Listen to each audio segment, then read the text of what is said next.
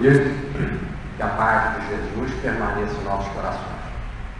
Hoje o nosso tema é a parábola da vinha e dos vinhateiros. Se encontra em Mateus capítulo 21, versículos de 33 a 44, Marcos capítulo 12, versículo de 1 a 9 e Lucas capítulo 20, versículos de 9 a 16.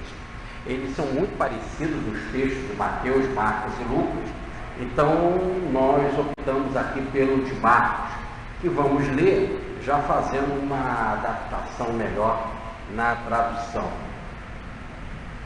Ouvi outra parábola. Um homem, pai de família, havia que plantou uma vinha, cercou-a com uma sebe, cavou no interior um lagar, edificou uma torre e arrendou a vinha a alguns agricultores e partiu para longe. Aproximando-se a estação dos frutos, mandou ele seus servos aos vinhateiros para receberem os frutos que lhe cabiam. Os vinhateiros, porém, agarraram os servos, feriram a um, mataram a outro e a outro apedrejaram. De novo, o dono da vinha mandou outros servos em maior número do que os primeiros, e os vinhateiros os trataram do mesmo modo. Mandou por último seu próprio filho, dizendo: a meu filho eles terão respeito. Mas, ao vê-lo, os vinhateiros disseram entre si: este é o herdeiro, vamos, matemo-lo e ficaremos dono da sua herança. Agarraram-no, lançaram-no fora da vinha e o mataram. Ora, quando o dono da vinha vier, fará o que com aqueles agricultores? Responderam eles: aniquilará os malvados, como merecem, arrendará a vinha a outros vinhateiros, que nas épocas próprias lhe entreguem os frutos. Muito bem. Da última vez que nós falamos aqui, no caso da semana passada, nós falávamos também sobre a vinha. E a gente dizia que há uma passagem no Evangelho em que Jesus dizia que o Pai é o dono da vinha, né? Que Deus é o dono da vinha, é o agricultor, dono da vinha, e que na vinha cada planta, né, ela representa o Cristo, e os galhos nos representam. Então a gente estava dizendo que os frutos da vinha, assim falava na palestra passada, os frutos da vinha, quer dizer, a uva, ela é consequência do trabalho feito pelo Pai, o dono da vinha, e como cada videira é o Cristo, né, e nós somos os galhos dessa videira, nós estamos associados ou ligados a Cristo. E então a seiva da videira que alimenta os galhos, que somos nós, vamos dizer, do Cristo, porque aqui eu não estou fazendo nenhuma interpretação, essa é uma colocação do Cristo. O Pai é o dono da vinha, eu sou a videira, vós os ramos. Então, os ramos estão ligados à videira. Logo, os ramos são alimentados da energia da videira. E a videira, como um todo, recebe os benefícios do Pai. Porque a videira, ela precisa do dono da terra, daquele que lavrou a terra, que cuidou da terra, que botou adubo, que é o Pai. O Cristo é a videira. Nós estamos ligados a Ele porque nós somos os ramos, nos alimentamos da seiva crística. E aí gera-se os frutos. Logo, o fruto é uma consequência desse trabalho triplo, ou melhor, desta canalização tripla. O Pai, o Cristo e nós. Aí gera o fruto, que é a vinha, que é a uva. Né? A uva é o fruto, é o resultado. Você pode ter o fruto aqui na terra o mais variado. Pode ser mesmo da uva, né? Mas pode ser o fruto de uma atividade espiritual que você faz no campo da mediunidade. Pode ser um livro que você escreve. Pode ser um trabalho no campo da medicina. Né? Pode ser um trabalho na área da literatura. Pode ser um trabalho na área da física, da química. Em todos os departamentos da terra.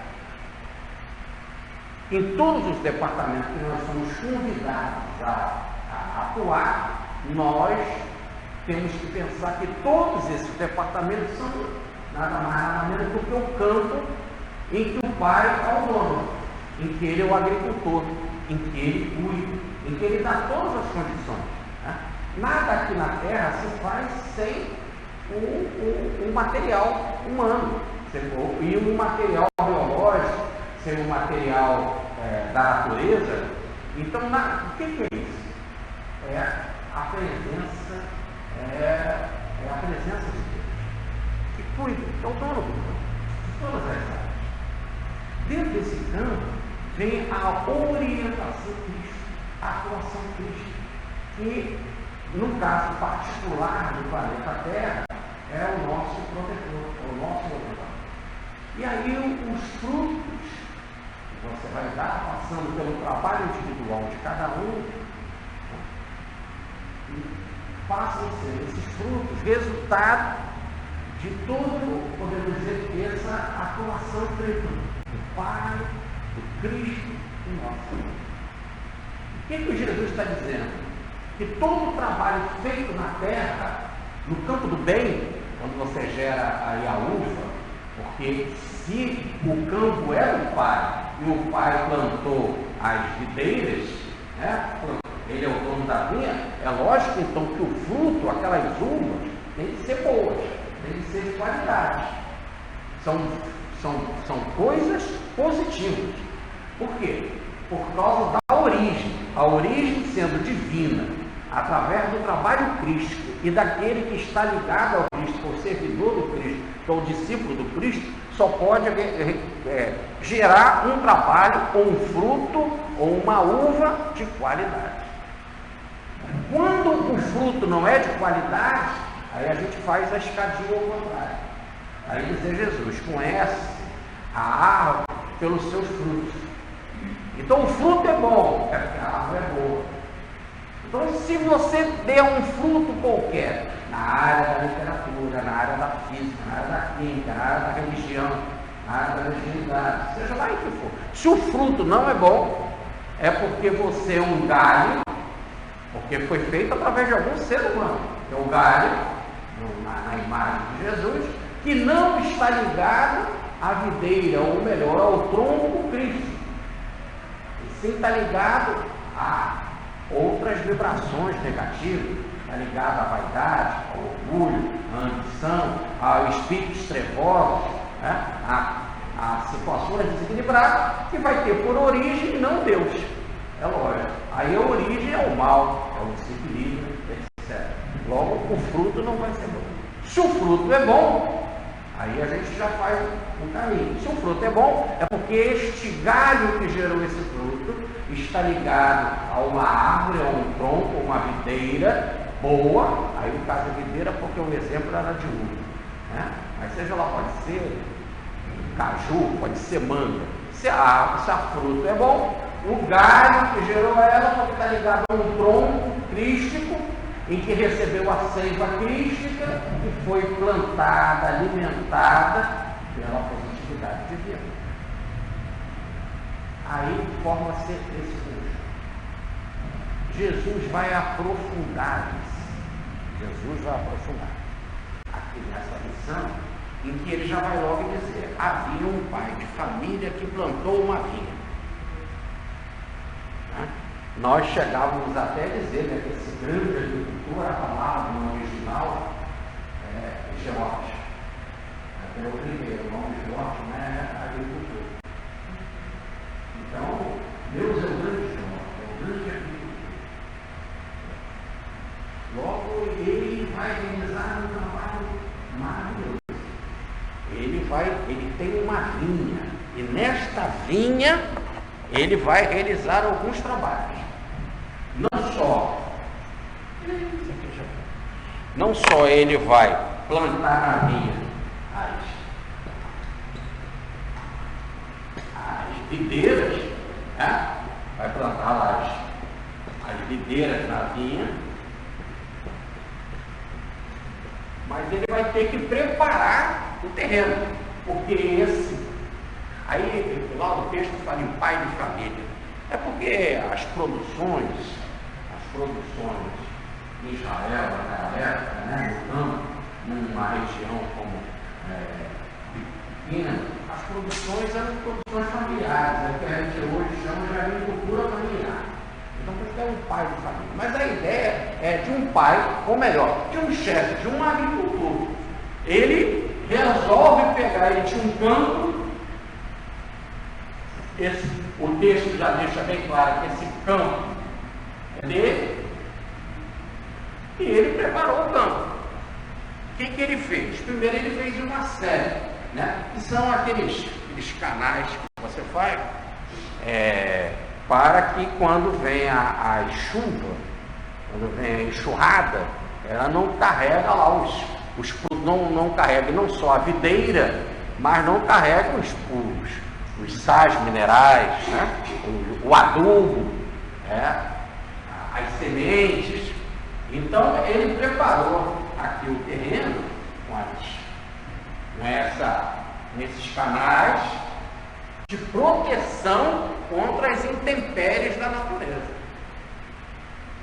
Então ele foi cuidadoso para que situações adversas não prejudicassem a sua vida. Então ele deu, podemos dizer assim, segurança, proteção sobre as adversidades. E aqui no caso, nós não precisamos só ver a chuva, né?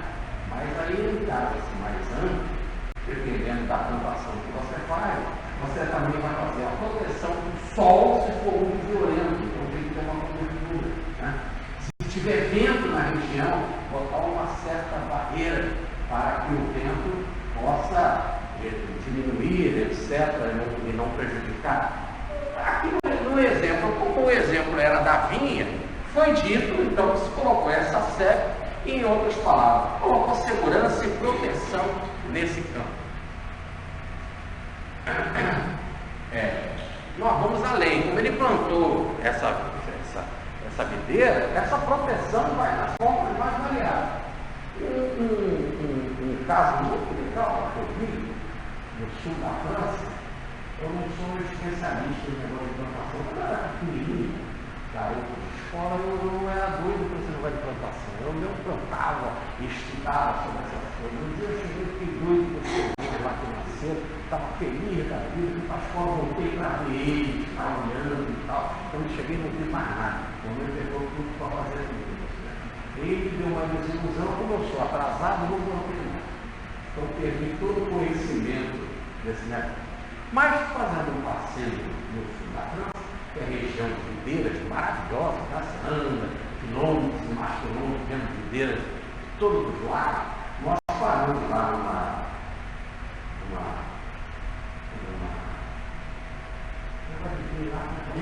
vinícola, paramos lá numa vinícola e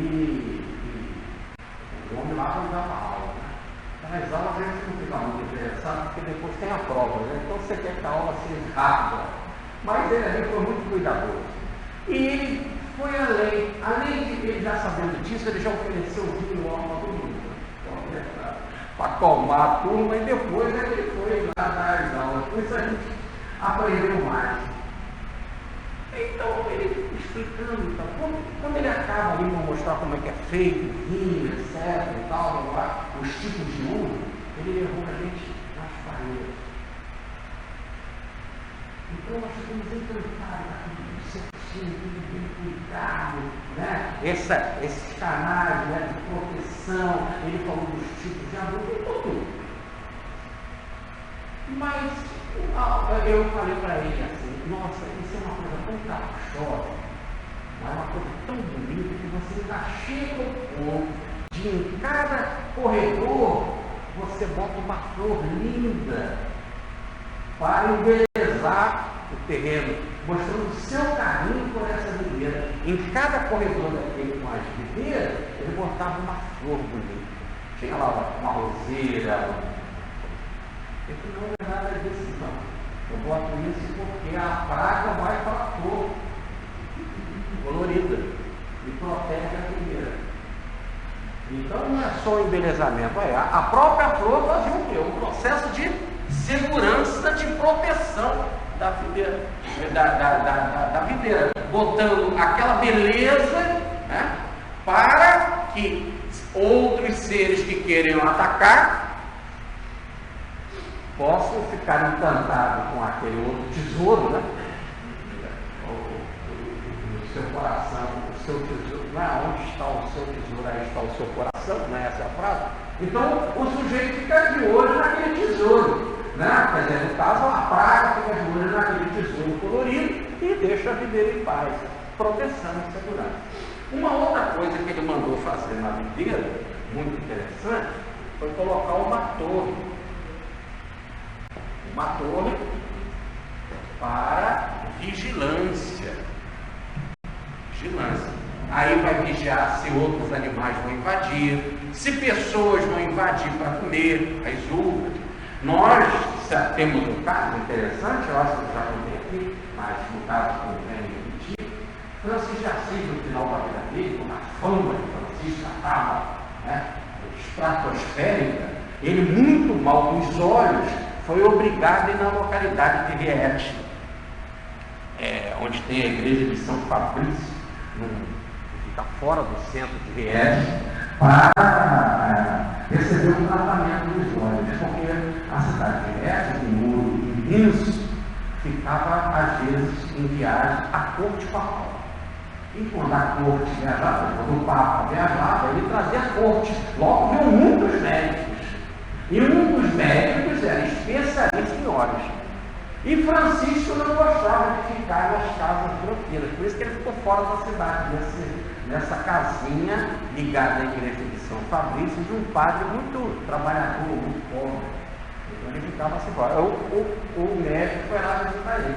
Mas como a fama de Francisco estava lá em cima, todo mundo queria visitar Francisco.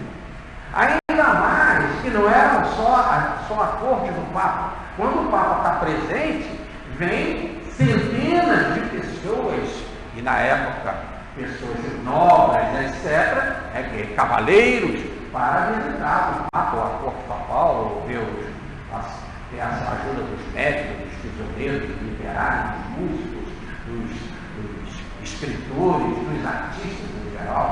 Então o fluxo de gente é muito grande. Sabendo que o Francisco estava ali próximo, todo mundo queria visitar o Francisco. Bom, e daí? É que esse padre tinha uma vinha. E a vinha passava por ali, aqueles cachinhos tudo bonitinho, pegava aqueles cachos e começava a comer a uva. Fora que também vinham com o cavalo e pisavam naquilo e destruíam. Fora que também, muito mal educados, não se contentavam. Na hora que puxava uma uva, puxava de tal força que destruía a árvore, quebrava a videira. E o padre começou a reclamar. Depois que Francisco veio para cá, que esse santo veio para cá, veio a maldição, eu vou perder tudo, eu vou perder todo, eu vivo do sustento dessa vinha, e eu vou perder. Começou a reclamar. E o Francisco mandou chamá-lo. E disse que não convinha o sacerdote ficar com essa regulando, fazendo essa coisa toda, né? E o Francisco perguntou para ele se ele, quanto que ele produzia de uva, quando tinha na melhor condição, como que ele dava? Ele falou lá, com 13 tonéis, Francisco disse, se der menos de 20 eu pago. E apesar de ser tudo destruído no meio de tudo, deu mais que 20. Isso aí é a coisa. Quem tem Francisco tem tudo, né? Então, Francisco. Então, o que tem a ver isso com a nossa história? A importância da torre de vigilância. Se tivesse uma torre de vigilância, e ali no caso, não tinha como ele dizer não por causa da torre de Francisco. Mas, sem a presença de Francisco, a torre faz isso. Então, não só com relação a animais que podem atacar, mas também pessoas invadirem, roubar a videira, né?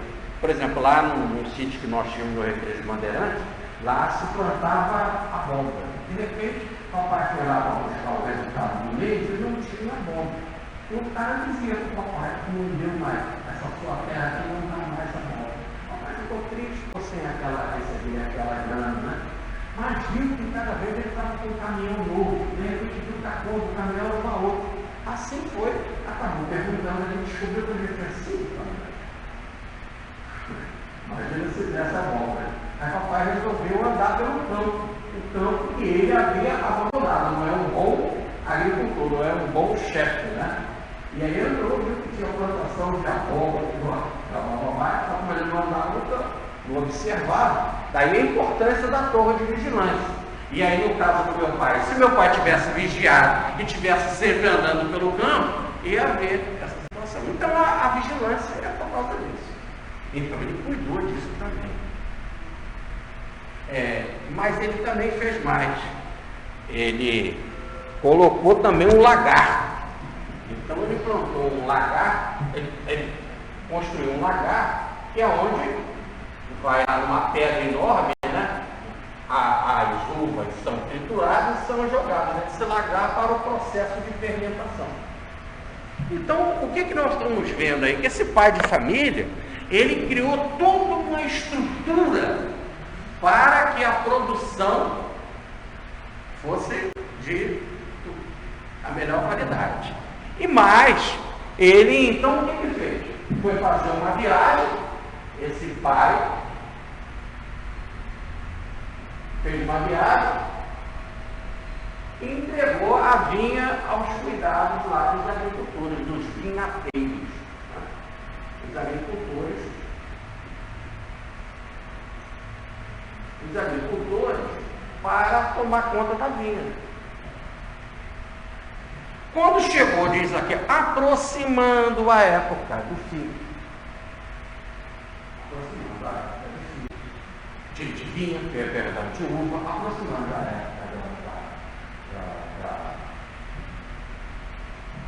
da uva, né, da produção. E aí eu fiz essa confusão com o figo, porque há 2 semanas atrás a nossa palestra foi sobre o figo, em que aconteceu isso. Jesus foi procurar numa figueira figo e não encontrou. E o texto dizia de Marcos, não é época. Figo só se dá em junho, julho, e ele estava em fevereiro, não ia achar. Né?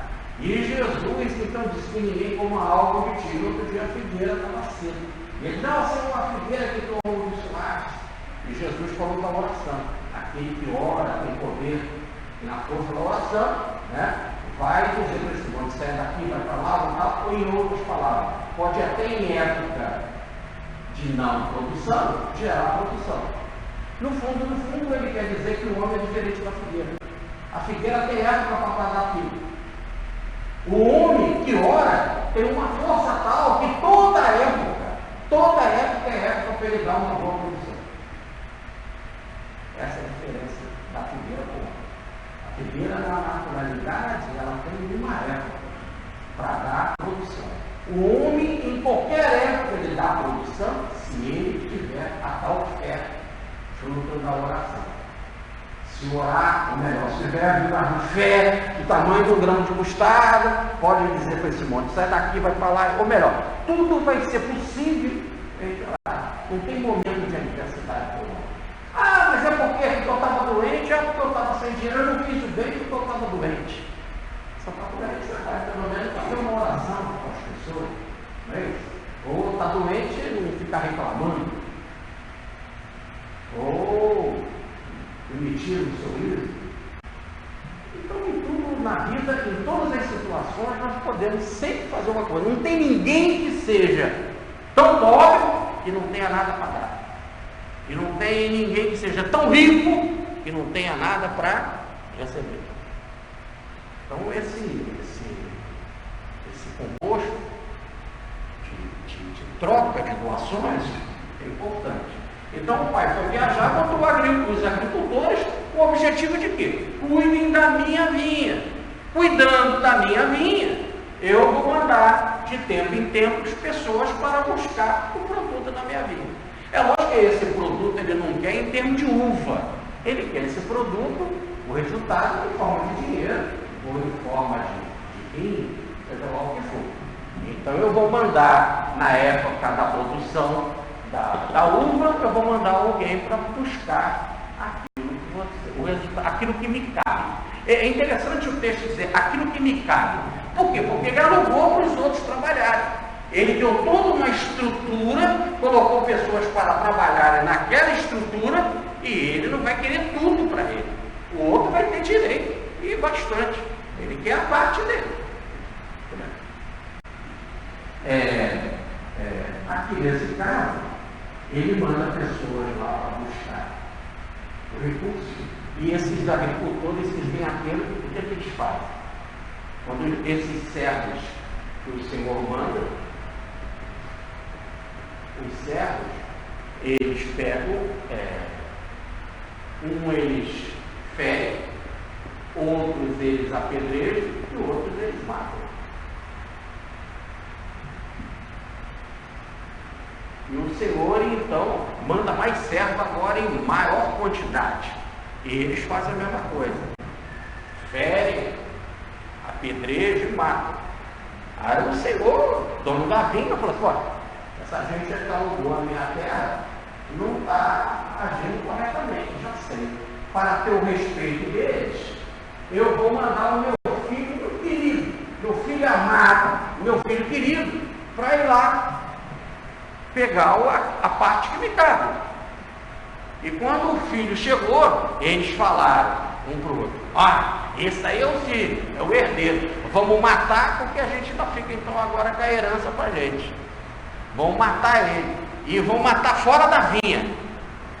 E mataram ele fora da vinha e ficaram achando que eram agora os donos, né? Já que houve o que nós chamamos assim dessa liberalidade total, de desordem total. E nisso o Jesus pergunta para os discípulos e para as autoridades, né, os fariseus, que a palestra da vez passada Jesus estava se referindo a eles, que não queriam aceitar Jesus e que estavam bolando um plano para matar o próprio Jesus. E, aliás, eles perguntam para o mestre quando ele estava pregando e fazendo curas no templo em Jerusalém. E eles perguntam, com que autoridade, e eram os principais, era a cúpula da religião judaica, eles perguntam, com que autoridade você está falando essas palavras e realizando essas coisas? Jesus então rebate com a seguinte frase, vou fazer uma pergunta para vocês. Isso é estranho. Os judeus podiam fazer pergunta para Jesus. Jesus não podia fazer pergunta para ele. Não se fazia pergunta com autoridade. Quem falava era autoridade.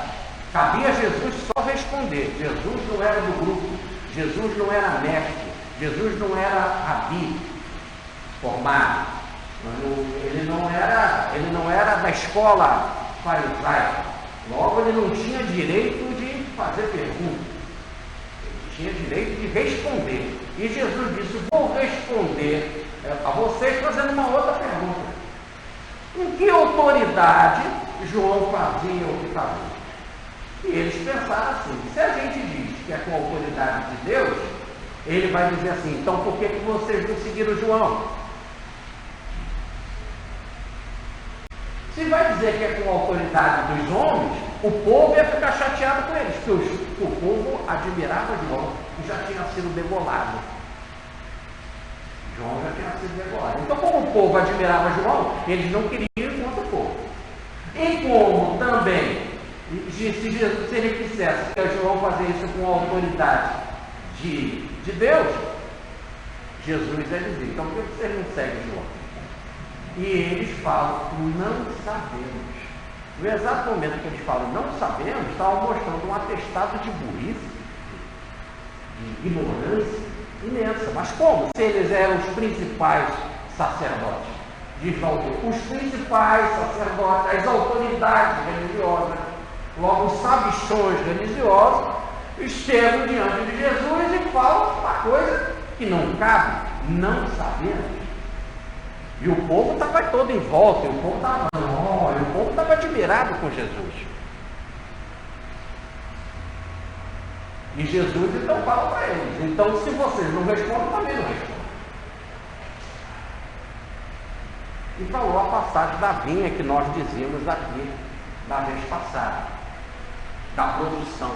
Tem que produzir no campo do bem. Não importa a religião que você está, ou se você tem ou não religião, você tem que produzir no campo do bem. Não adianta título nenhum. Aí dizer Jesus, as prostitutas e os publicanos, os cobradores de impostos, vão entrar no reino de Deus antes do que vocês. Foi o que ele respondeu. Por quê? Porque as prostitutas estão muito mal colocadas espiritualmente. Os publicanos, que tinham a ganância de querer lucrar, estavam muito mal colocados espiritualmente. Mas as prostitutas e os publicanos foram procurar João. Foram procurar e se converteram à mensagem de João. Logo chegaram na frente das autoridades. E eles, que diziam que estavam muito bem, que são os representantes de Deus, não procuraram João. Se não procuraram João, quem levou vantagem na historinha? As prostitutas e os publicanos. E aí a gente chega à seguinte conclusão.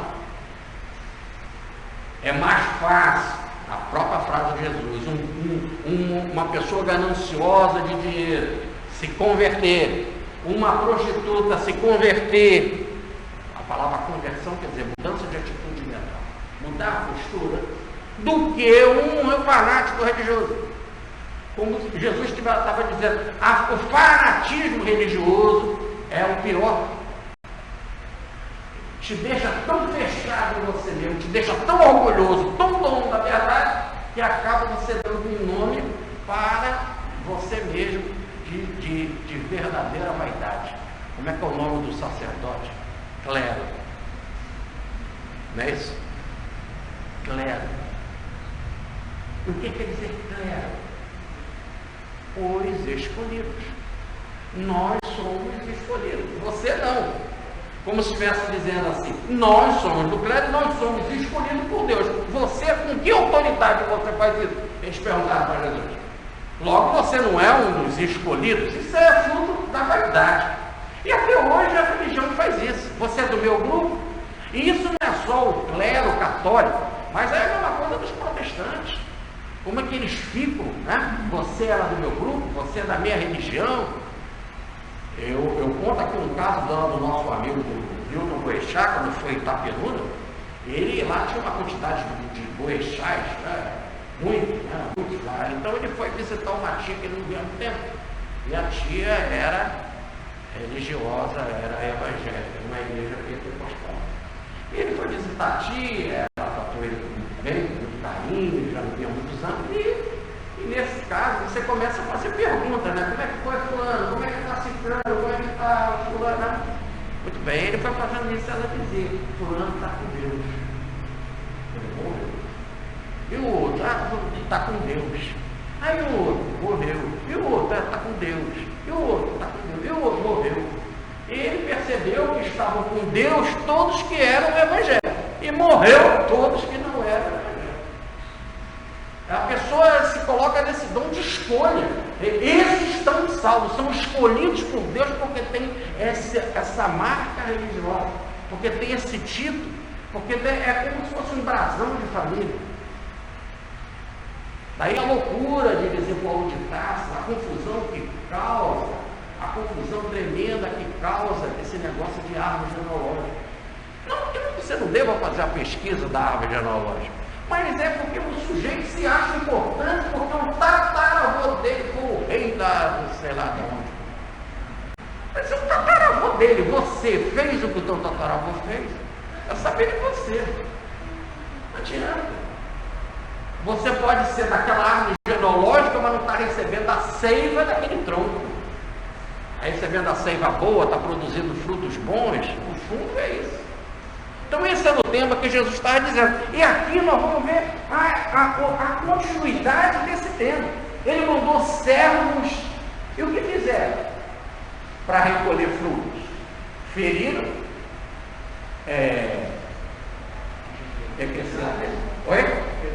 Apedrejaram e mataram. E não foi o que fizeram com João Batista? O servo veio aqui, mataram. O que fizeram com Jeremias, com Daniel? Eu fiz até uma relação de profetas que, coitado, dançaram. Dançaram quer dizer, sofreram. Elias, Eliseu, Jeremias, Daniel, Zacarias e o próprio João Batista. E muitos outros. Então, foram apedrejados, foram jogados na jaula, na cova com leões, etc. Outro foi demolado. Quando você vê, o pai, é isso que Jesus está dizendo, o pai quer recolher o fruto. Quer saber, e fruto para Deus é crescimento espiritual. O fruto gerou um crescimento espiritual. A humanidade adiantou, aquele grupo cresceu, aquele grupo se espiritualizou, melhorou, evoluiu, bem no sentido darwiniano, né? Melhorou, fez uma mutação para melhor, cresceu, evoluiu. Então vem um servo no mar, vem mais servo no mar. Aí chega, manda até o filho querido, manda, no caso ele está agora se colocando como ele, Jesus. Tomando um filho amado, e vão matar fora da vinha. Matar fora da vinha. Isso é uma passagem da carta de Paulo aos Hebreus, no capítulo 13, versículo 2, dizendo que Jesus morreu ou foi crucificado fora dos muros de Jerusalém. O que é natural, porque ele foi crucificado num local chamado Calvário. E o Calvário não ficava dentro da cidade, ficava perto do monturo, do lixo da cidade. Já afinal o sujeito era um bandido, ele já não era um querido, já não era um aceito, ele era alguém expulso da sociedade, por isso que ele ia passar pela pena de morte, né? E o corpo dele pertencia ao Estado, como era o Estado que estava matando, era o Estado que tinha acesso ao corpo dele. Por isso que José de Arimateia vai pedir a Pilatos o corpo de Jesus. Ele pedia autorização, porque o corpo pertenceu ao Estado. Só que o Estado não fazia nada com aquele corpo. Ele deixava aquele corpo pendurado na árvore para que viessem as aves de rapina e comessem aquele corpo, ficasse aquilo ali apodrecendo e as aves comendo aquilo tudo até cair lá os ossos. Eles já faziam isso fora da cidade, para ficar lá perto do montão, perto do lixo. E era assim. Só que você fala, mas então por que foi pedir o corpo? Porque o judeu tinha uma tradição que na Páscoa eles não queriam o corpo pendurado. Por causa de tradição religiosa, eles queriam. Por isso eles foram interceder a Pilatos. E Pilatos concordou. E como era uma autoridade, era um fariseu que foi pedir a Pilatos, que era José de Arimateia, que diz lá, um dos fariseus, discípulo de Jesus das ocultas, aí por ser um dos principais, né, de ter nome, ao ponto de ter terra e túmulo virgem cavado na pedra, logo gente de dinheirado, e foi autorizado ele ficar com o corpo. Muito bem. Então, os servos chegavam, conforme que vão chegando, vão morrendo.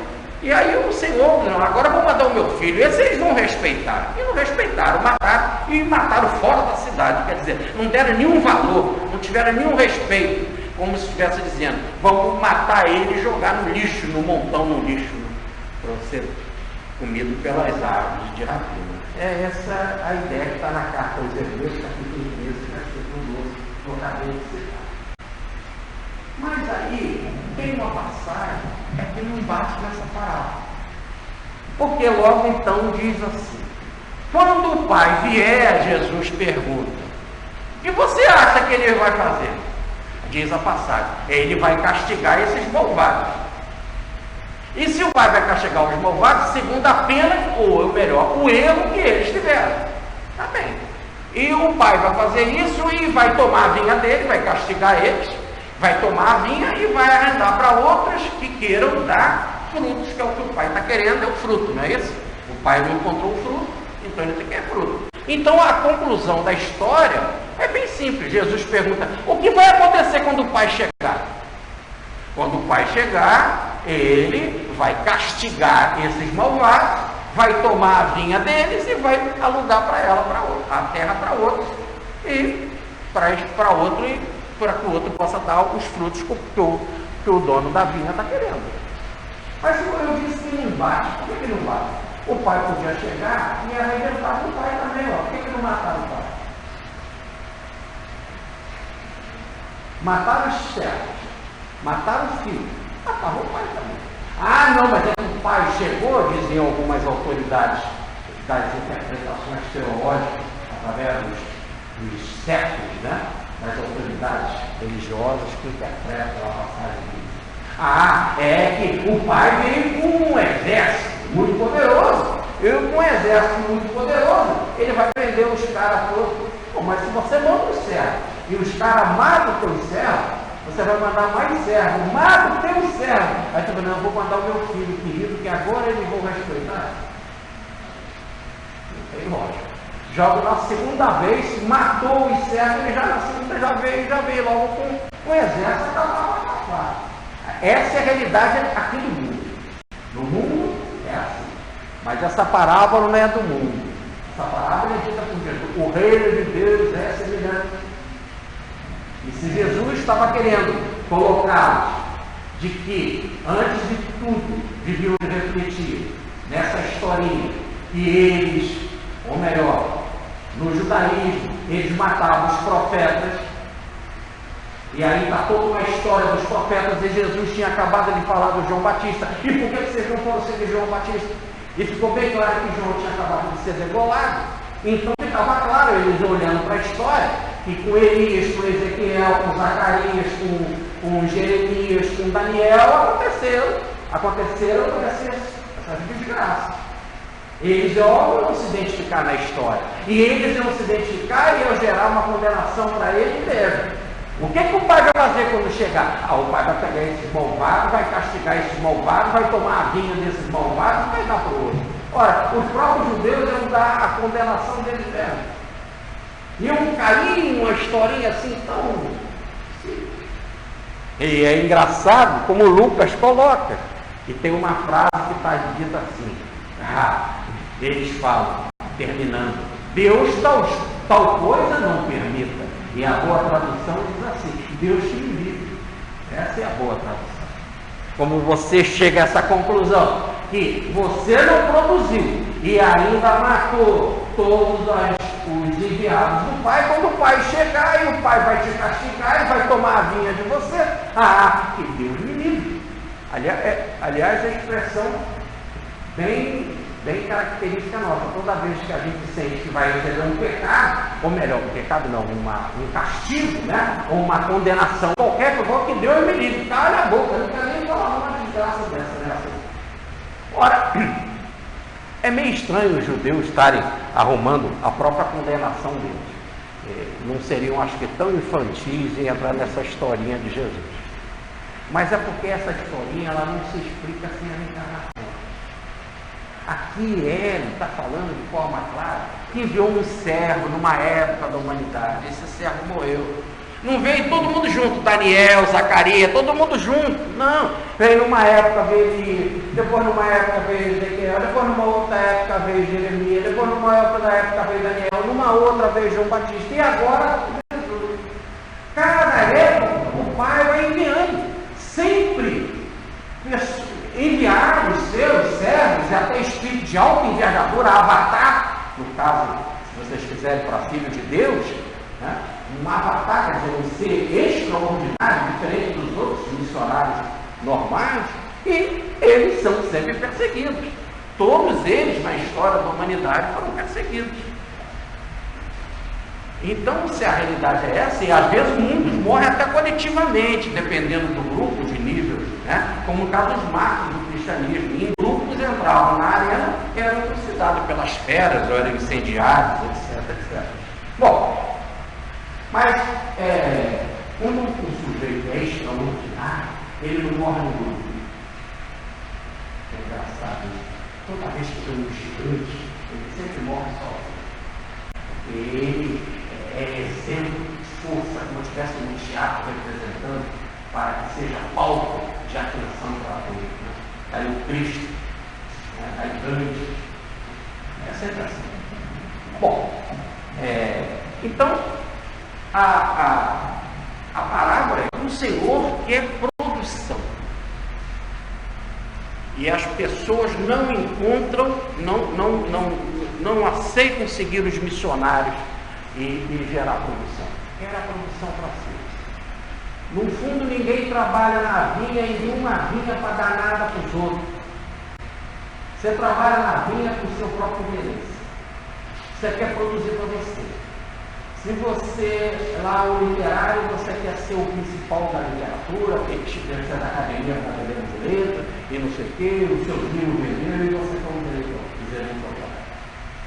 Se você é lá também da medicina, você quer ter um grande médico, você quer ganhar dinheiro, você quer ter a melhor clínica e viver muito bem, ao ponto de depois de poder dizer que nem o doutor Iriorossi disse para mim, um médico querido que desencarnou. Enquanto há dinheiro, há esperança. O sujeito não quer fazer medicina, ele quer ter um banco, às custas do dinheiro, da doença, da desgraça dos outros. Ele quer ganhar dinheiro. É impressionante que você vai no consultório médico, a quantidade de exames que ele manda você fazer, uma opção.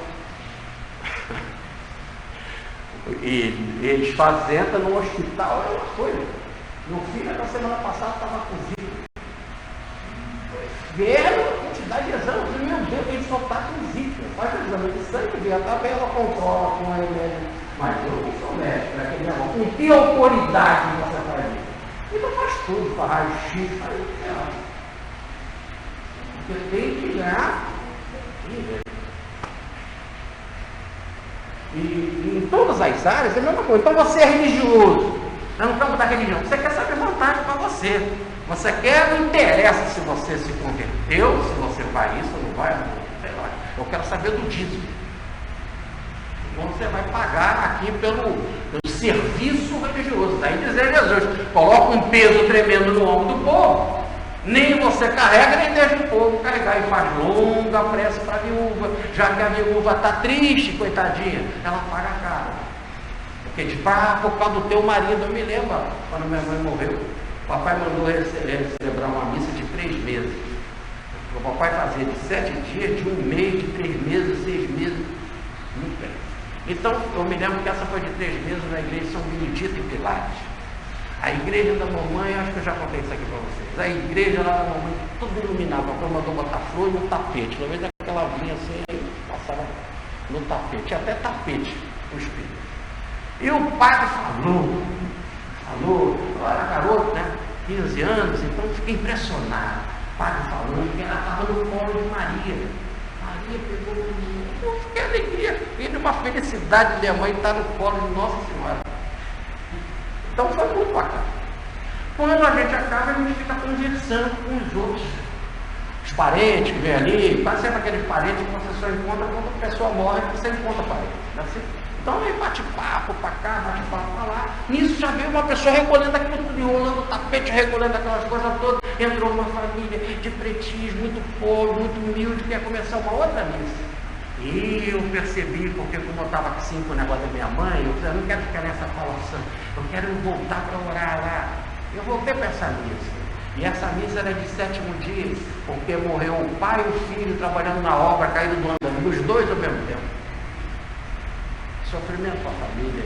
E eles são sustento para a família. Quem trabalha em andando, essas coisas, quando ele vai, a família passa muita dificuldade. Porque quase sempre o sujeito é sustento da família. E aí já não tinha mais luz, não tinha flor, mandou tirar tudo aquilo. E eles não estavam no colo de Maria. Isso que me deixou mais, porque não teve falação do padre, só teve a missa. Oremos, acabou. Eles não foram para o colo de Maria. Então o sujeito quer ganhar dinheiro. No espiritismo é a mesma coisa. No espiritismo o cara quer ganhar dinheiro. Ele quer, com a mediunidade dele, para todo lado você vê, volta o namorado, traga o seu amor em 3 dias, né? Dependendo do que você dá, em 1 dia. Então, se ganha dinheiro. Aí você fala, mas no espiritismo, o kardecista não ganha dinheiro. Mas ganha vaidade. O sujeito é vaidoso. Ele quer posto. Ele briga pelas ideias dele. Rustem briga com Kardec. Petrubaldi briga com Ramatiz. Eles vão fazendo uma brigalhada no diabo. Para quê? Quem que venceu a briga? Quem venceu? É a ideia de poder. E fora os títulos. Hoje você vai em centro espírita, tem um presidente e 25 vice-presidentes. É vice-presidente de doutrina, vice-presidente de cura, vice-presidente da obsessão, vice-presidente da portaria, vice-presidente do... É título, o sujeito é título. E você não ri da sua mamãe ser da yoga, não, porque eles brigam no yoga, a mesma coisa. Qual é a melhor? É a Hatha Yoga, é a Raja Yoga, é a Jnana Yoga, eles vão lá para uma brigalhada. Aí tantas divisões na maçonaria. A minha é melhor, não deu certo, eu crio uma outra. Para eu poder mandar. Aí a minha fraternidade é melhor que a outra. Aí começa as disputas. Então, o poder, às vezes, alimenta mais do que o dinheiro. É o cara que, ontem nós vimos aquele discurso, né, a madrugada toda, e vários diziam assim, eu já sou 6 vezes senador.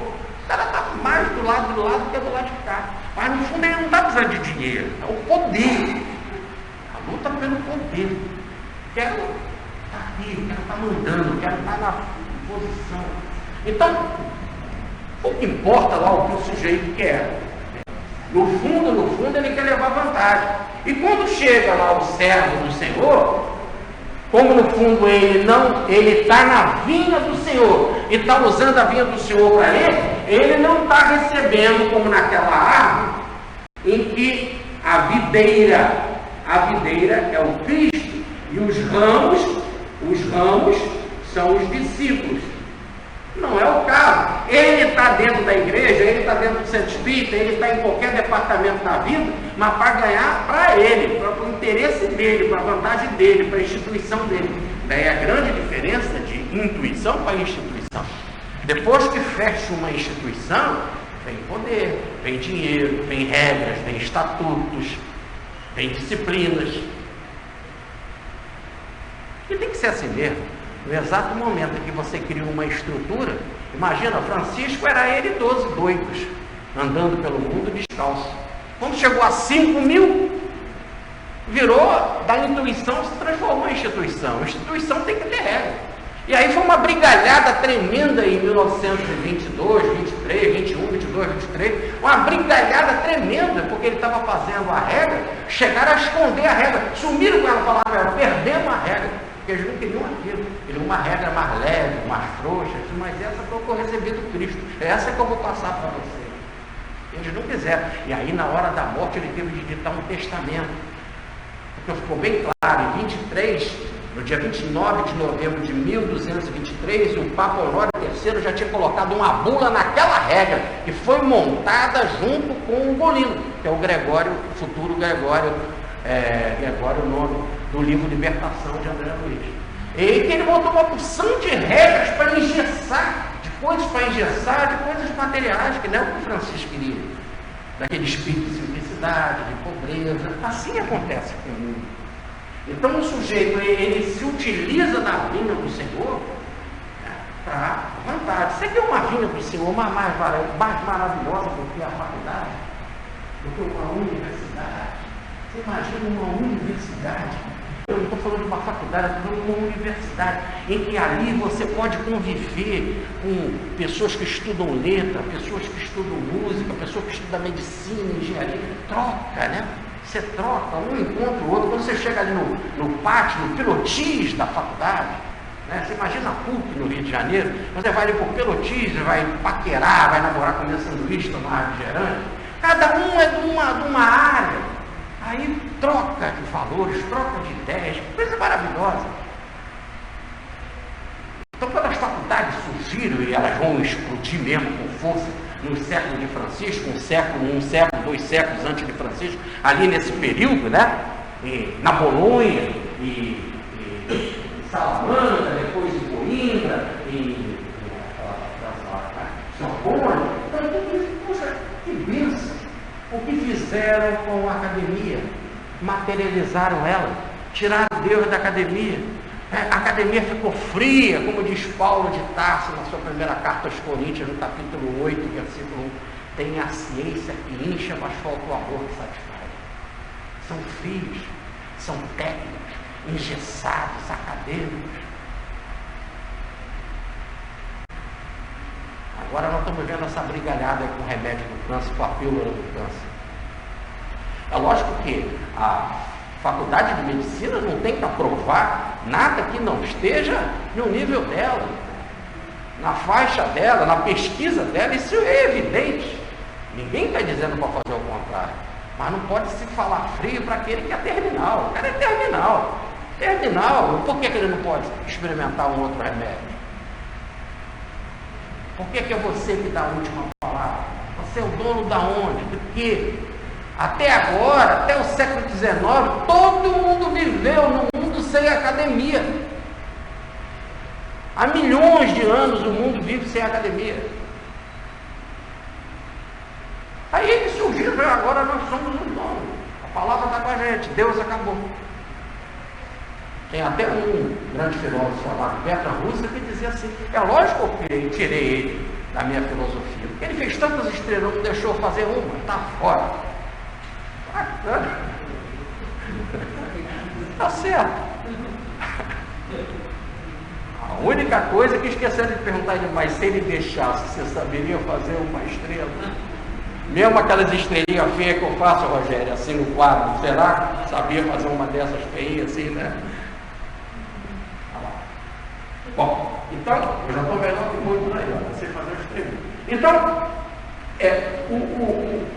o Senhor, Ele prepara o terreno e manda as pessoas reencarnarem na vinha para elas produzirem.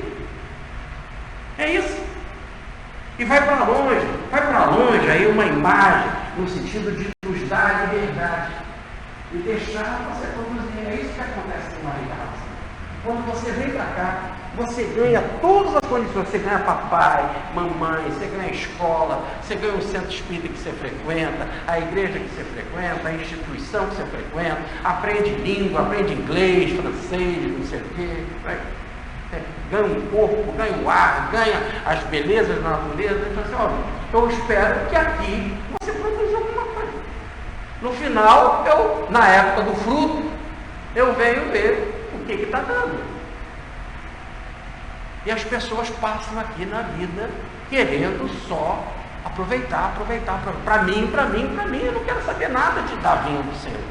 E mais, perde a reencarnação. E se alguém começar a te incomodar, você não está fazendo as coisas de Deus, mata esse cara. Era isso que incomodava. Por que matavam os profetas? Porque os profetas falavam: vocês estão fazendo errado, vocês estão desmerecendo os pobres.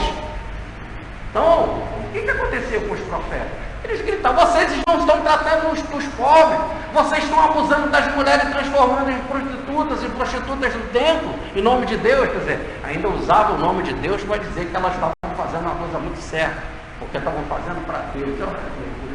Então, estão abusando das crianças, os velhos não estão sendo protegidos, as mulheres não estão sendo amparadas, a agricultura está sendo explorada. Os profetas falavam isso. Aliás, os profetas só falavam isso. João Batista só falou isso. Se você tiver roupa sobrando em casa, dá para quem não tem. Pão sobrando em casa, dá para quem não tem. Se você for soldado, não haja com violência. E se você for soldado também, não dê falso testemunho. Se você for publicano, não cobre além do justo. Só isso, ele não mandou mais nada. Arranca a cabeça desse cara. Se eu posso guardar uma roupa, tomar a roupa do outro, tomar o pão do outro, botar tudo só para mim. e dar falso testemunho, ser violento, não ter compaixão para com ninguém. Então mata João Batista. O que Jesus falou? Fez alguma coisa? Não, curou as pessoas, amar e perdoar, amar e perdoar, bota na cruz. Esse cara incomoda. E diga, o que ele falou de diferente? Vão amar, vão perdoar. Se te bateram numa face, na outra. Bota ele na cruz. Acabou. É estranho. Então é assim que age no mundo. Isso em todas as épocas da humanidade. O cara vem aqui e fala violência, não, a rinça, não violência. Então logo que não foi dele. Vai perdendo tempo. Mataram durante o tempo.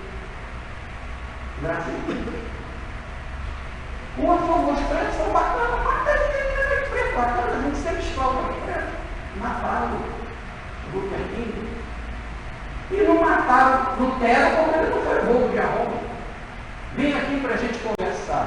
Eu sei que essa conversa é quente demais. Ele não foi lá. Galileu, coitado, falou que a terra vai girar.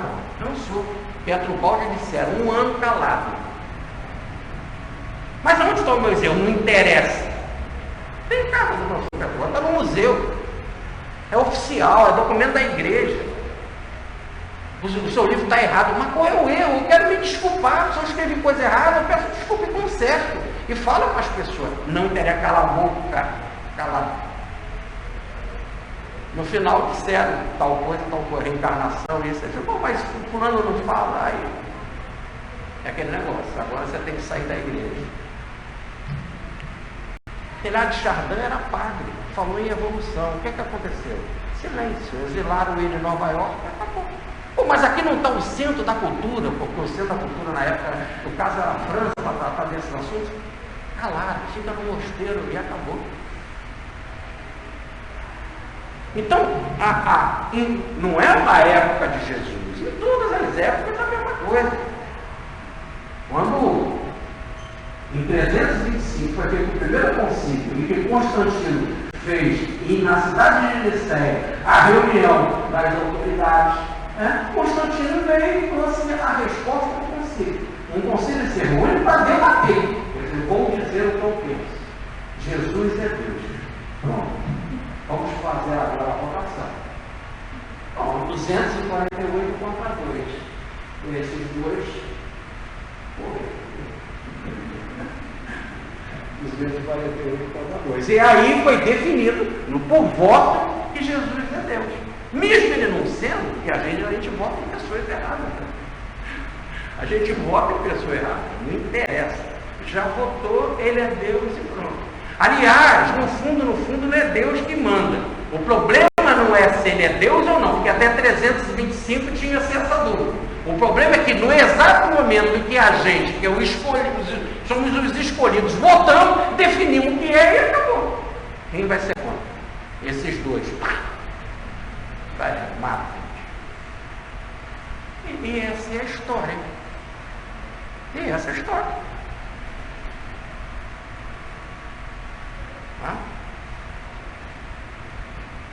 Agora lá no Facebook eu estou divulgando o Congresso de Buxem, que nós vamos ter aqui no dia 3 e 4 de junho.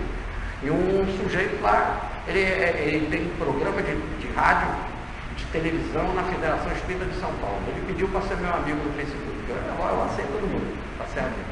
E aí eu votei para ser amigo. E ele, na hora que eu divulguei o Buxem, ele veio. Isso é espiritismo? É totalmente. Quando você vê o rio para a gente se abraçar? Pronto, a ideia é a gente se abraçar. Acabou. Essa é a minha opinião. A sua, você fica com a sua. O importante é a gente se abraçar. Você vem aqui, aí ele ficou, talvez eu vou no rio tal dia, pronto, é isso. O que vale é a gente se abraçar. Você fica com a ideia que você quiser. Você não é Rustem, ótimo. Eu sou. Pronto, vamos nos abraçar? Acabou. Que vale é a pessoa que está abraçando. Ninguém pode ser igual. Nenhuma folha da árvore é igual a outra. Cada folha é diferente da outra. Deus não faz nada igual, ninguém é cópia de ninguém, ninguém é xerox de ninguém, cada um do próprio, com leis próprias, coloridos diferentes.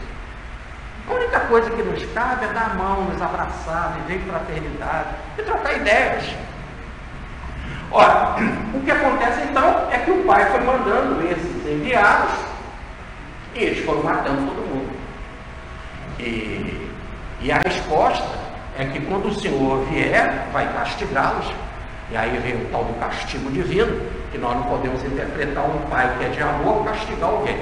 Mas é uma parábola. O que ele está dizendo é que cada um, e o texto de Lucas deixa bem claro, que cada um será castigado pelo seu próprio erro, pela intensidade do seu erro, cada um segundo o seu karma. É isso. É lógico, então, evidentemente, que não é o pai que castiga, é cada um que castiga a si mesmo, né, pelo próprio atraso que se encontra. No exato momento, se você faz uma barbaridade de apedrejar os outros, atacar os outros, tratar mal os outros, ser orgulhoso, vaidoso, interesseiro, para receber dinheiro, você vai ser castigado pelo teu próprio erro. Você não vai fazer nada. Só te deixar aqui na terra, passeando no meio de ladrões. E sempre existem mais espertos do que você. E aí vem o aprendizado. O aprendizado através da irmã do a boa vai ensinar. Agora, diz mais, isso que é o mais importante, já que aquele grupo não quis cuidar da vinha, vão tirar a vinha dele e dar para o outro. Transladar, é isso. Daí a vinha estava, e surgiu, no caso do cristianismo, em Israel. E Jesus não falou nada para mudar dos judeus. Ele mesmo disse, a salvação vem dos judeus. Está em João, ele fala isso para a Samaritana no capítulo 4. Mas, por quê? Porque ele era judeu, e ele veio entre os judeus. É natural. Foi baseado nos princípios judaicos, e ele explicou os princípios dele. Ele não se baseou nos princípios do budismo, que já existia, nem do confucionismo, que também já existia, nem do druísmo, que também existia. Ele se baseou nos princípios judaicos. Por quê? Porque o meio em que ele se encontrava era um meio judaico. Ótimo. Todos os meios são muito bons. Como aquele meio era o meio judaico, ele explicou baseado no meio judaico. Como o Buda se baseou nos meios para falar da Índia, onde ele se encontrava. Com os princípios brahmanes que ele conhecia da Índia. Com os textos religiosos que ele conhecia da Índia. Cada um no seu meio. Sem desvalorizar nenhum deles, todos são importantes, todos são vindas do Senhor. E nesse caso, o Cristo, aí nesse caso dessa parábola, o Senhor comenta, e aí será tirada deles e passada para outro. Eles rejeitaram, não quiseram, não aceitaram, a mensagem não pode parar. Não que Jesus tira a mensagem deles dizendo assim, está vendo? Bem feito, agora vocês não vão ter mais direito a ser.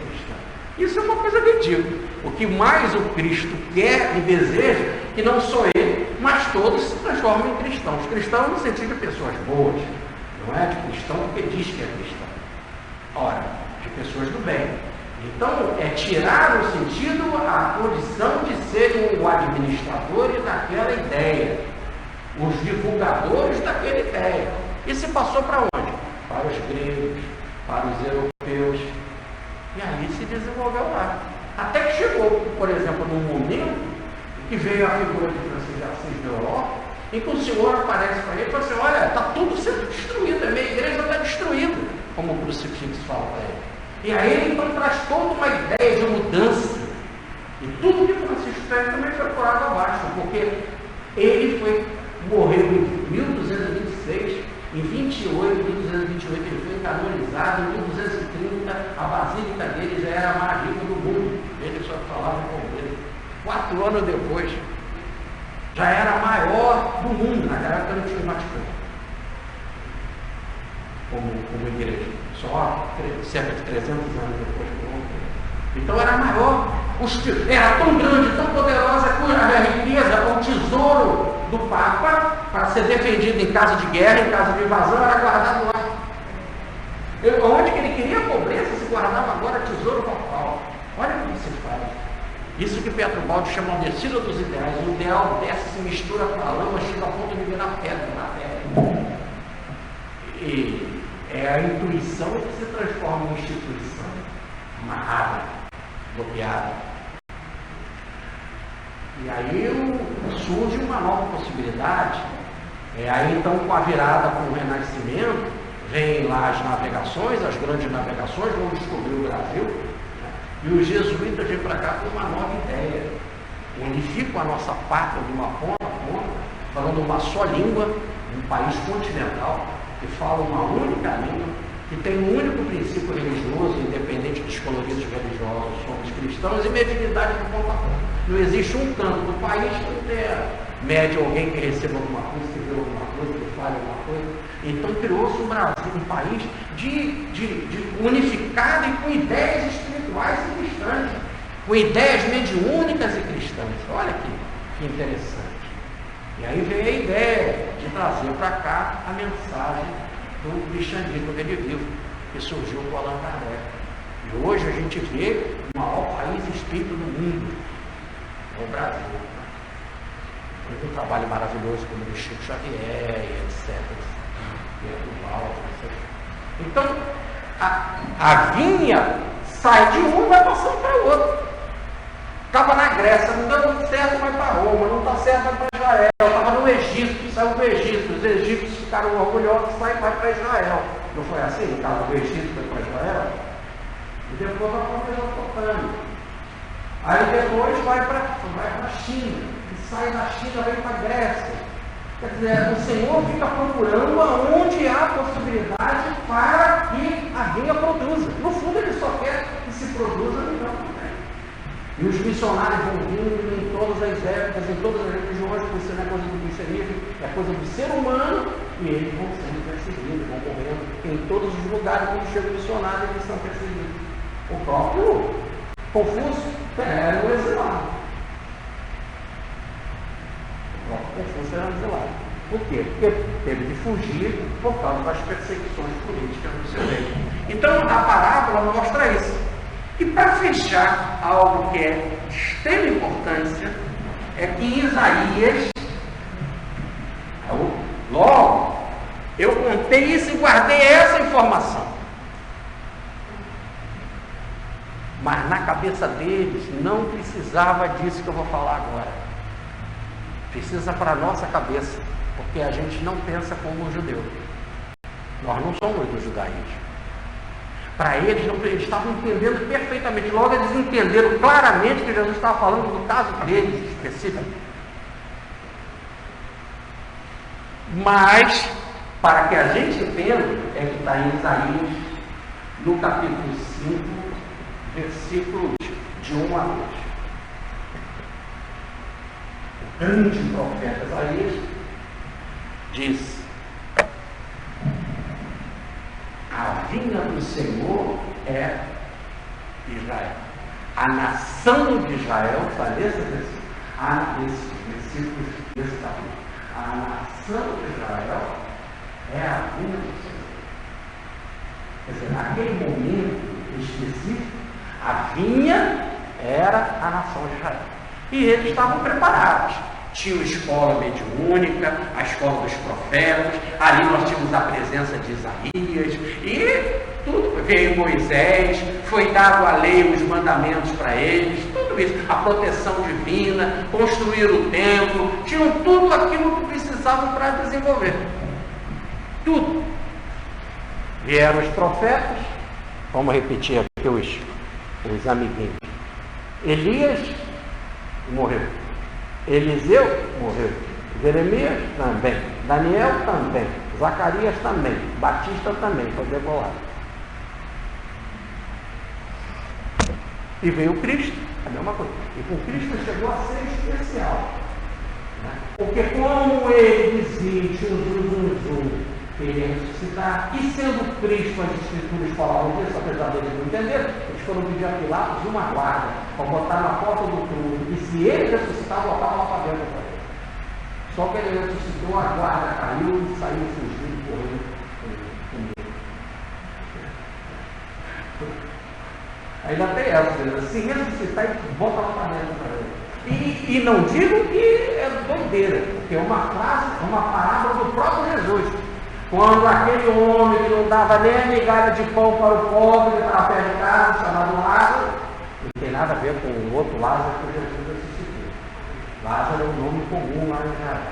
Então, aquele pobre que vivia, que não ganhava nem a migalha em que o homem lá se banqueteava, ou quando eles morreram, o Lázaro foi viver no seio de Abraão. Quer dizer, numa estância, numa colônia ligada às vibrações de Abraão. E o outro foi lá sofrer, não tinha nem uma água, uma gota d'água para botar lá. Aí ele disse: Senhor, manda que ele venha aqui botar uma água na minha boca. Botar água na boca, você é um governo de sintonia, você não dava nem migalha de pão para ele. Aí você fala assim: mas os espíritos superiores não ajudam, eu não podia ir lá botar uma água.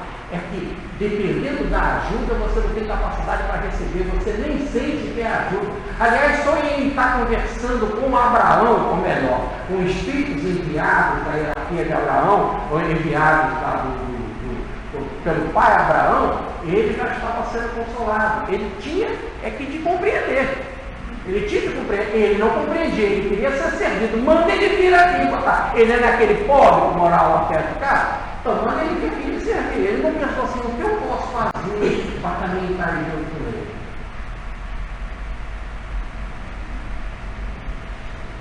Ele não quis mudar de ideia, ele quis ser servido. Bota ninguém para fora e bota para fora. Eu faço. Engolo.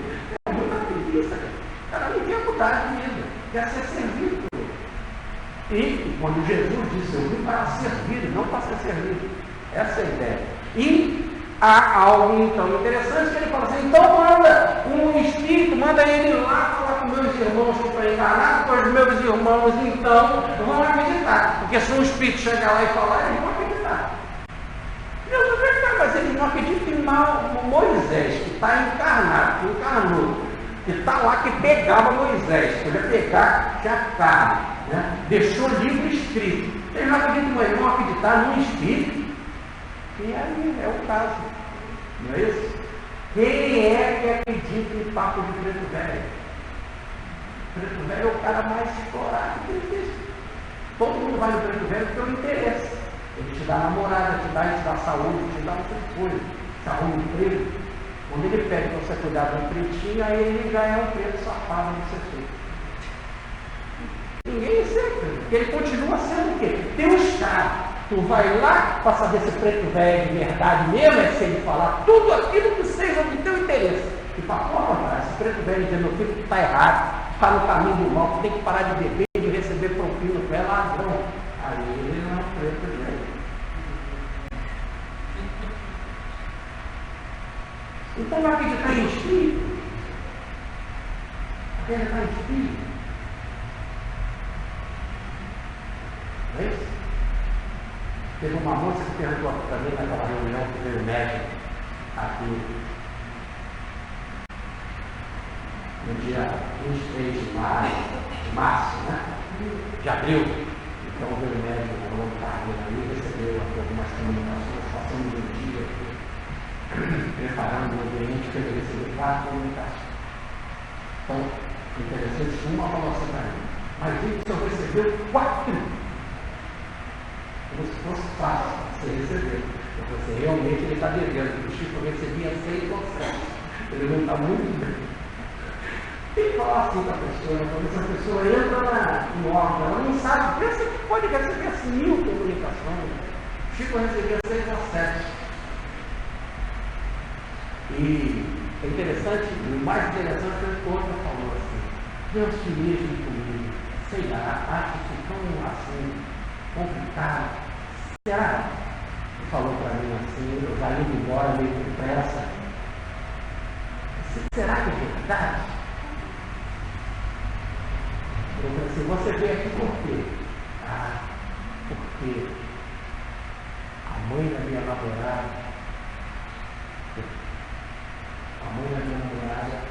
me deu um marido. Quer dizer, eu ia ser o sonho dele, né?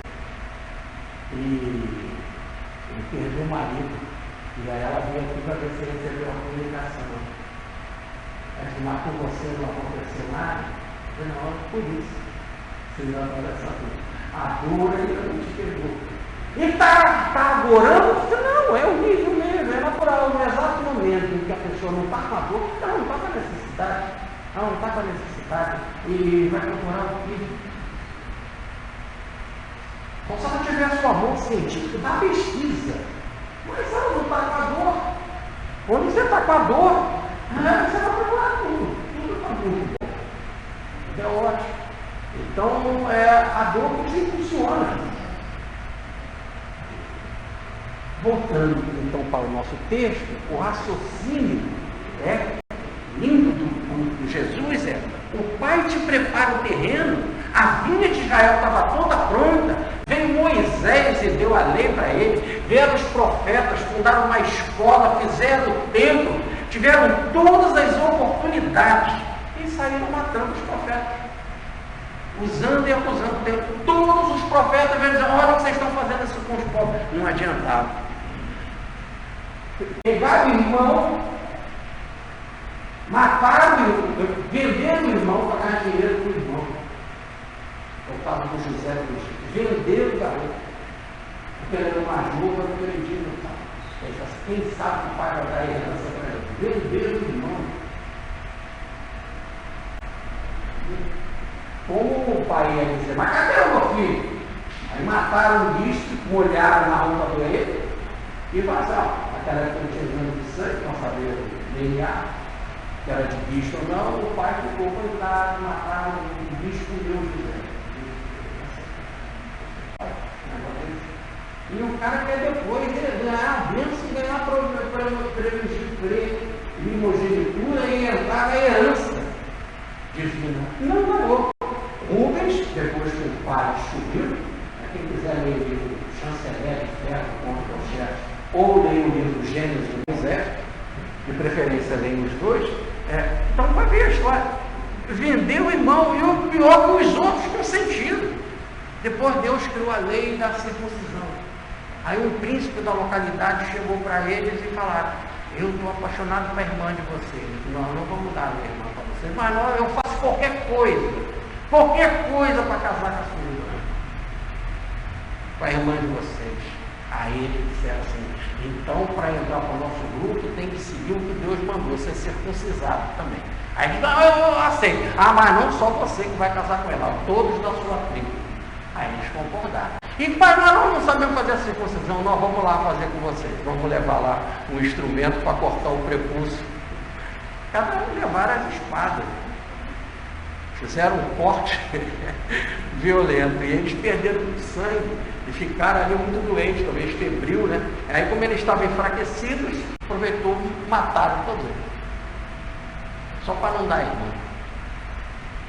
Quer dizer, querem bloquear aquilo que é o natural da vida, que é o impulso natural do amor. A irmã queria, o outro queria, o príncipe queria, mata o príncipe, mata todo mundo, em nome de uma obra divina, que é a circuncisão. Não entraram na primogenitura, não ganharam. Aí o quarto filho, que é Judá, fez, entrou na primogenitura. E Judá, olha que Judá cometeu o erro. Judá cometeu o erro. Mas um erro menor, diante dessa barbaridade de vender irmão e matar as pessoas em nome da religião, em nome de Deus. Qual foi o erro de Judá? Judá tinha um filho e casou com uma mulher chamada Tamar. No dia do casamento, ele morreu. Pela lei do levirato, o pai tinha de dar o filho mais velho para casar com Tamar. E teve de dar, porque era a lei. Para ela poder ser fecundada e o filho agora pertencer ao que havia morrido. Tradição judaica. Logo, para a tradição judaica, o filho natural não é o biológico, sim o filho que vem sob a chancela da lei. É o caso de José. Não foi o pai biológico do Cristo, mas deu o nome. Se dá o nome, é a chancela da lei. É pai. É uma estrutura de pensar completamente diferente nossa. Aí, nesse caso, ele deu o segundo filho. E, na hora que eles estavam lá fazendo sexo, o filho sabia que, se ele fecundasse Tamar, o filho não seria dele, seria do irmão. Ele, então, ejaculou por terra, para não dar descendência ao irmão, não cumprindo a lei divina. Morreu. Aí ela veio pedindo, que era uma moça nova, bonita, queria casar, queria ter filho, e veio pedir ajudar. O patriarca da família me deu o seu terceiro filho. Ele falou, não, você está muito nova, ele ainda está muito novo, se aguarda, vai lá para as montanhas, fica lá aguardando na montanha, quando ele crescer eu te dou ele. Ela ficou aguardando. Passa o tempo, ele esquece disso. Ele vai lá tosquear as ovelhas. Ele está tosqueando, ele fala para o amigo, puxa, aqui nesse clima que está hoje, está pegando tanta lã e tal, está esse friozinho, podia tomar um vinho se tivesse uma mulher para me fazer um carinho. O cara está lá que tem uma prostituta de ela. Ele já serve. Ficou com ela. E na hora que ele está com ela, isso está Bíblia, livro do gênero de mulher. E aí quando ele está com ela, acaba lá a relação, ela pergunta a minha parte correspondente. E ele, eu não tenho dinheiro, depois eu mando aqui trazer para você. Afinal, me dá alguma garantia, toma o meu anel, o brasão da família, essa é a garantia. E acabou ficando o anel como pagamento. E ele desce e vai lá. E ela apenas se apresentou toda vestida com pano no rosto, na tradição das mulheres de Oriente.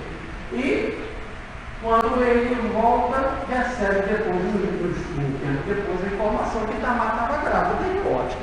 Se Tamar está grávida, eu mandei ela esperar para dar o terceiro filho, porque ela adulterou. Se ela adulterou, nós podemos apedrejar ela em praça pública, que era o castigo que não dá para Maria, que aliás era o castigo de toda mulher que adulterava.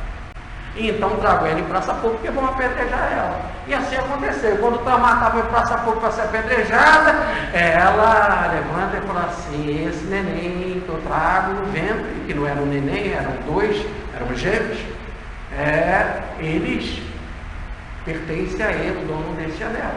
E era ele, Judá. Ora, ele cometeu um erro, abusou da lei, um erro sexual. O que é que a Bíblia está dizendo? Que nós não somos perfeitos, nós somos atrasados.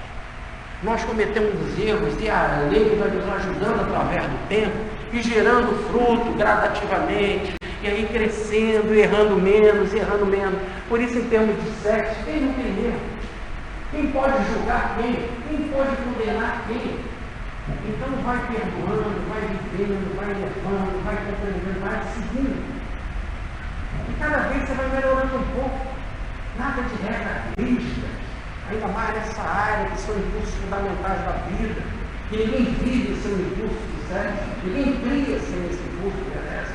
Então vai levando, vai. Mas um crime como vendeu o irmão? Entendeu?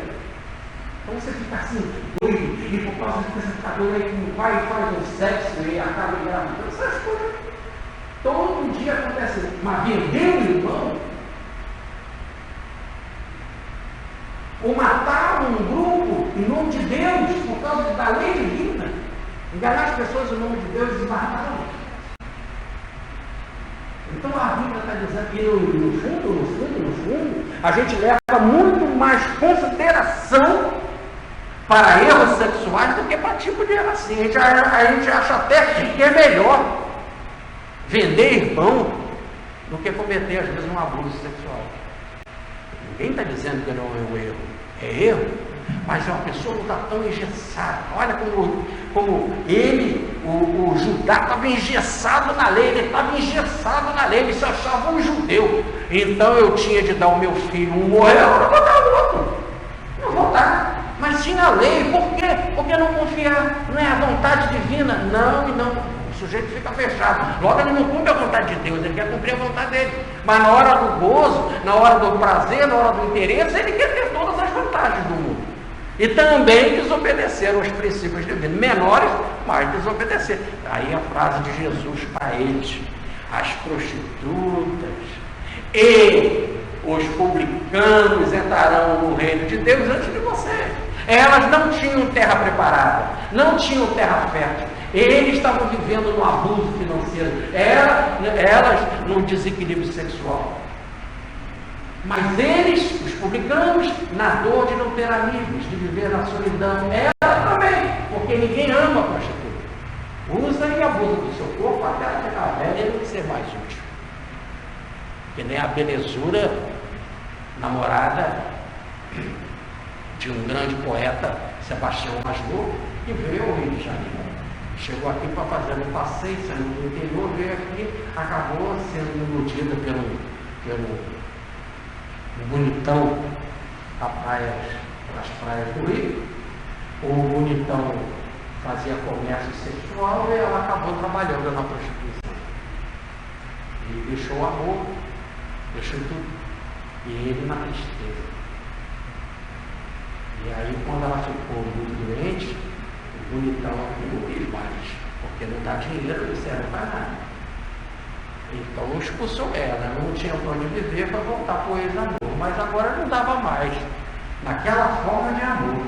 Mas o amor preservava agora numa outra forma, na forma de cristão, na forma de irmão.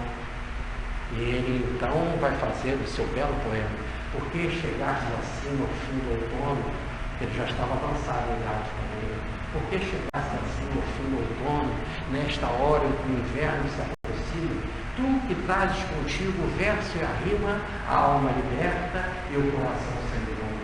Sei que vem de mais longe, para de cima, Rio de Janeiro, para povoar de sonhos o meu sono. Mas eu quero ficar neste abandono, embora este abandono nada exprima. Chegaste quase ao fim dessa jornada, nessa hora em que a vida é quase nada e que meu peito é quase sem calor. Deverias ter vindo noutra era, quando eu tinha minha alma em primavera e o próprio coração aberto em flor. Então ele, como espírita, recebe como irmã querida, carinhosa, sabe que não há mais a possibilidade daquele amor, né? O cristal trinca, daí a bênção da reencarnação, que tudo refaz, mas há a presença da irmandade, do amor, porque se é e se tem conhecimento do Evangelho. Mas normalmente na vida não é assim, a pessoa vira lixo e vai como um tudo. Ora, então a reflexão da parábola, voltando para a parábola, é a mesma. É a mesma. Aquilo que você tem será tirado. E passa para um outro para ver se o outro produz fruto. Porque se o outro não produzir fruto, a gente tira e passa para outro. Daí o maravilhoso equilíbrio da lei da reencarnação. E sem a reencarnação, a gente não entende absolutamente nada dessa parábola. Muita paz e fique com Deus.